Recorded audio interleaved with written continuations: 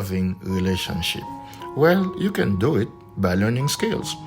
The Franz Lamore Show is designed to equip you with counseling skills and biblical principles to help you learn how to build and maintain a loving relationship. As a mental health counselor, a doctoral candidate in marriage and family at Liberty University, an author of many books about loving relationships, and a pastor, I can definitely help you learn counseling skills and biblical principles to build the loving relationship you so deserve. Search for Franz Lamore at Amazon to find my books about building loving relationships.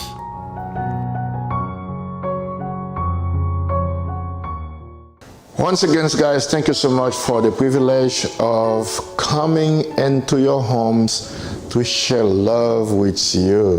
Thank you for being loving. Before I share what I have for you today, there is something important that I want to know. I want you to know. I want to know. Does this show help you? If it does, let me know. If it does not, I will stop it. I'm doing this because I love you. My time is very limited. There are many things that I can do with my time, but my love for you will not let me go. I have to do this for you. So if it helps you, give me some feedback. Then we'll continue it. If it doesn't help you, we'll stop. Then we'll do something different together, okay? All right, today I'm going to talk to you about true love. Listen carefully. It is the heartfelt desire of every human being to have a loving relationship. The need to love and to receive love is innate in our inner beings because we are made in the image of God, who is love. So for most of us, this deep desire for love propels us to seek after a partner from the opposite sex so that we may experience love to its fullness in a marriage relationship. But there's a problem. What is the problem? But divorce statistics and unhappy relationships point to this problem. Happiness and love are not guaranteed, even after you say, I do. So how can we be sure to experience love in our relationship? Today, I want to talk to you about true love. You and your spouse deserve to experience true love in your relationship. I hope you don't overlook true love at the risk of experiencing fake love. You see, when somebody says, I love you, well, listen, time and actions will reveal whether it is true love. There are many things I can say about true love, but today my focus is going to be on 3 characteristics of true love. Are you ready? Number 1, true love overlooks imperfections. Yeah, remember, true love overlooks imperfection. True love never ends. Fake love can end at any time. Okay? So what is fake love? I love you because you are beautiful. I love you because you can do this for me. I love you because you have done this thing for me. So it is love because of. So once the reason behind the love is no longer there, then the love stops. True love is not love because of. True love is love in spite of you fill in the blank. I love you in spite of your imperfections. So you love your partner today with his or her imperfections. You will love your partner tomorrow. Your partner will still have imperfections. And you will continue loving your partner until you die. That is true love. I love you enough to accept you with your shortcomings. I don't want to change you to love you. I accept you just the way you are. That is true love. I accept you just the way you are. That is true love. I accept you just the way you are. That is true love. Listen carefully. If you hear somebody say something like this, okay? All right? I want you to change your life so that I can love you. Is this true love or fake love? I love you so much and I want you to fundamentally change your life. This is not true love. True love does not find people at their best behaviors. True love is your personal investment in your partner, your devotion to your partner, and your respect for your partner. God demonstrated his love for you and I when we were doing bad things against him. So he loved us in spite of, and he made the ultimate personal investment in you when he gave his son Jesus Christ to die on your behalf. That is true love. I love you in spite of. Second characteristic of love is telling the truth. Yeah, that's why we call it true love.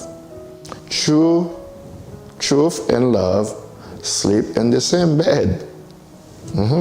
But lying and the devil dwell in the same home because he is the father of all lies. I don't think you want to invite the devil into your loving relationship to destroy it. Right? Then you tell the truth to your partner in a loving way because your love is true. True love requires that we put away lying to speak the truth. There are benefits. There are some benefits about speaking the truth in your relationship. Okay? Speaking the truth in love will do at least 3 things for your relationship. Number 1, it will strengthen your relationship with your partner. Number 2, it will bring cohesiveness to your relationship. Things will be in order. Things will be connected properly. Third, it will bring unity between the two of you. You will be perfectly united in the spirit, in the mind, heart to experience love together.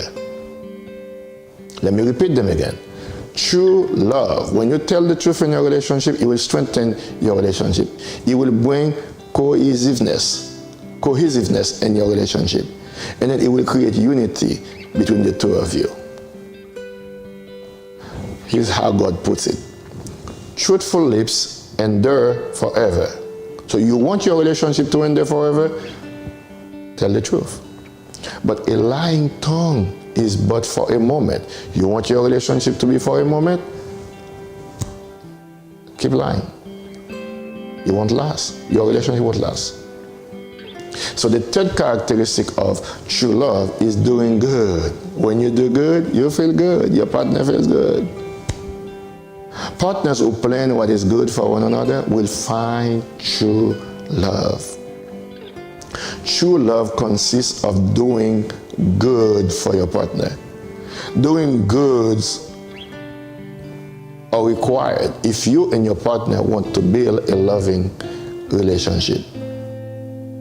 You will always find opportunities in your relationship to do good. You know why? Because both of you have imperfections. When God looks at you and I, he sees imperfections. He doesn't use our imperfections to criticize us, to condemn us. He uses them as an opportunity to show you how good he is, how loving he is. So we're going to see imperfections in each other. When we find them, we're not supposed to be surprised. They should give us an opportunity to do something good for one another. I know some of you might be discouraged because you have been doing good, but you don't get anything in return. But wait. Don't give up.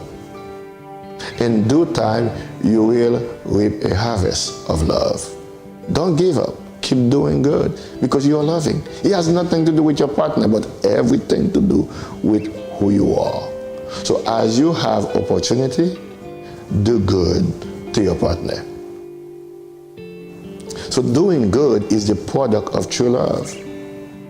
How could you tell your partner, I love you, and you're hurting your partner? You're doing bad to and for your partner. The good news is this: God prepared good works for you to practice in your relationship. Let me share some of them with you. Serve one another. Sharing your possessions with one another. If you are in a relationship and God blesses you with resources, those resources belong to your partner as well. It's not my car, my money. It's our money because I love you. Making things better for one another. Feeding one another. Scrubbing one another back. Yeah, take a shower together and scrubbing one another back. Taking good care of one another. Praying for one another. Pray together. Loving couples pray together because they have nothing to hide. They love each other. Cooking for one another. Sharing the responsibility of the house together. Praising one another. And the list goes on. These are only some examples of doing good. See, you know if you have given true love to your partner. And you also know if you have found true love when you can say something like this to your spouse: I cannot imagine life without you, my love. Here's 3 things I would like you to do in closing. Number 1, I want you to identify 3 imperfections about your partner.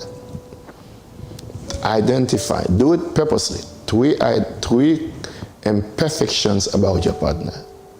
You're not going to identify them to criticize, to condemn. Okay?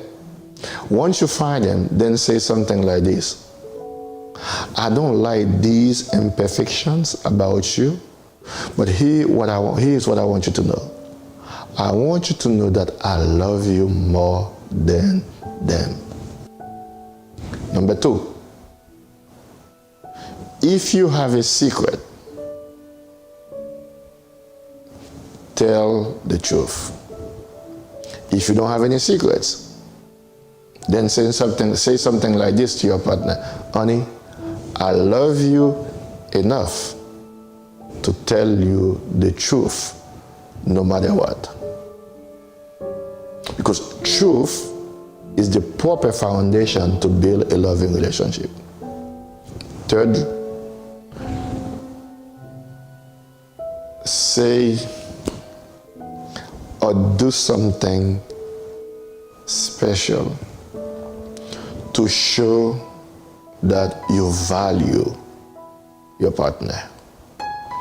It was a pleasure to be with you. Thank you so much. I love you. See you next time. Bye. Friends and families, thank you so much for watching my show to learn new skills to build loving relationships. Love changes lives. Here are 3 things I would like you to do for me. Number 1, click on subscribe and the bell next to it to receive notifications for my next videos about love. 2nd, go to Amazon to buy my new book, Family Leadership in Times of Crisis.